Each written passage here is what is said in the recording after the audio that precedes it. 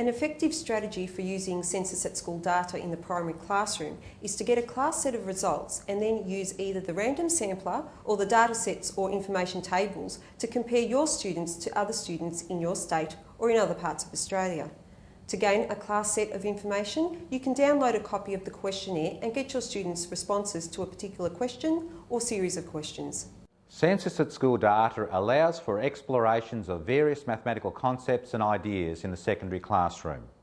One of these is the golden ratio.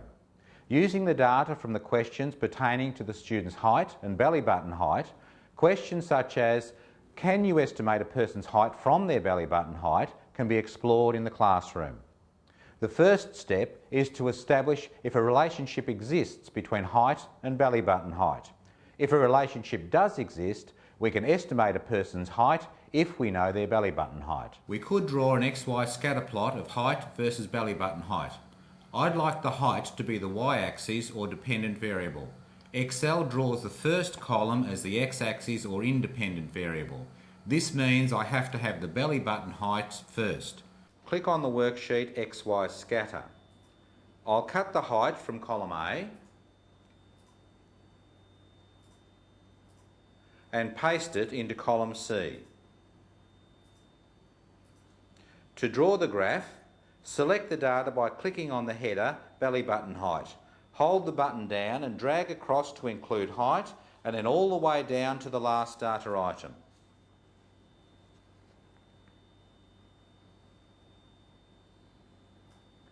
Click on the Insert menu and select Chart. Click on XY Scatter and press Next. Press Next. We can now enter a title and label the axes. Height versus belly button height for students.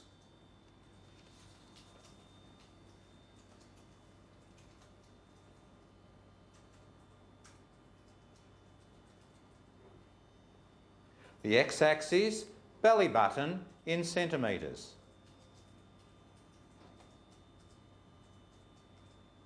And the y-axis, height in centimetres. Press Next. We want the graph to appear on the existing sheet, so press Finish. Our scatter plot is too small to be conclusive that a relationship exists, but it looks promising.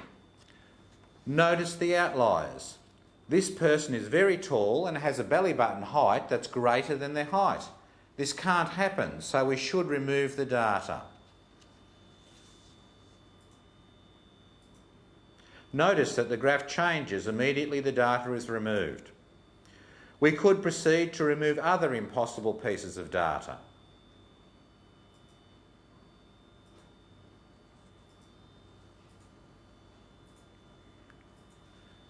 We could continue to identify such outliers. Let's look at another way of seeing if a relationship exists between height and belly button height. We could use the ratio of the height to the belly button height.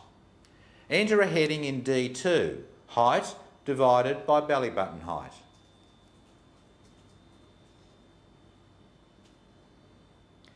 In D3, enter a formula to calculate the ratio. Start with an equal sign, height divided by, which is a forward slash, belly button height.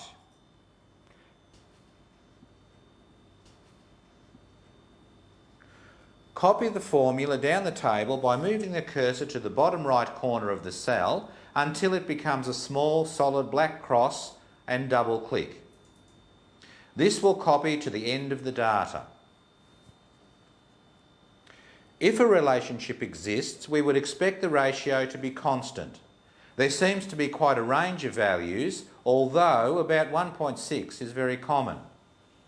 Logically, our belly button is just over half our height, so it's reasonable to expect that the ratio will be less than 2.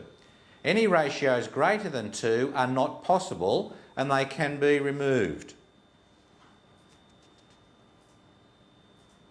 Notice that the graph changes immediately the data is removed. Also, if the ratio is 1, it means that the height and belly button height are the same. If the ratio is less than 1, it means that the belly button height is greater than the height. Clearly not possible. So any ratios that are less than 1 can be deleted.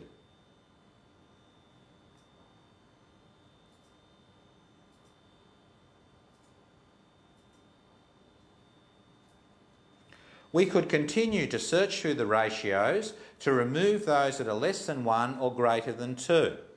We are using ratio to objectively remove outliers. We're working mathematically.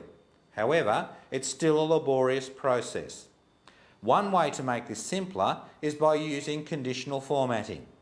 Select the ratio column by clicking on the letter D at the top of the column. Click on the Format menu and select Conditional Formatting. We can identify the ratios between 1 and 2.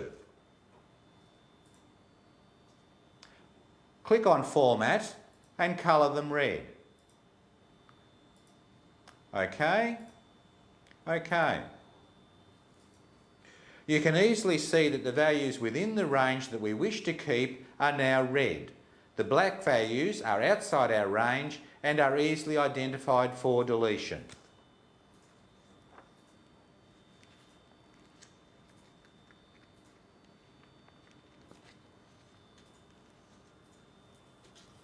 Now let's return to our scatter plot. There are still some outliers we could remove. There now appears to be a clear trend. It would be good to zoom into the area where most of the points are. One way to do this is to change the scale on the axis. For the x-axis, the belly button height, we could start at 75 and go to 130. Move the cursor over the x-axis. From the Format menu, select Selected Axis, then select Scale and change the minimum value to 75 and the maximum to 130 and click OK. We could change the scale on the y-axis, the height, from 130 through to 190.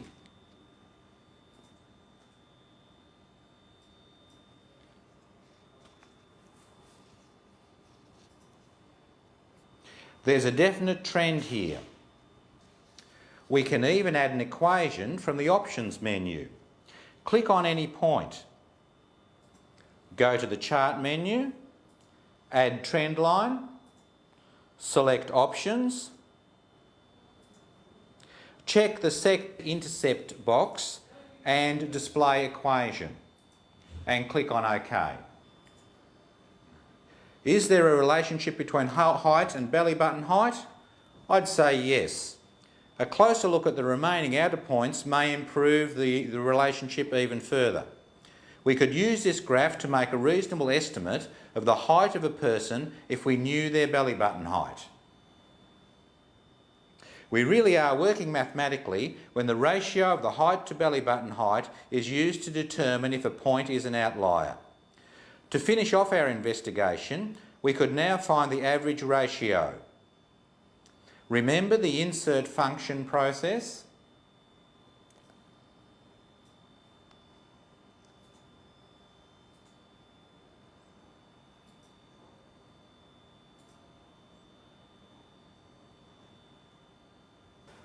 For real data entered by students, that's very close to the golden ratio. Notice that you can see a trend on the graph. However, it's harder to see a trend with the ratio.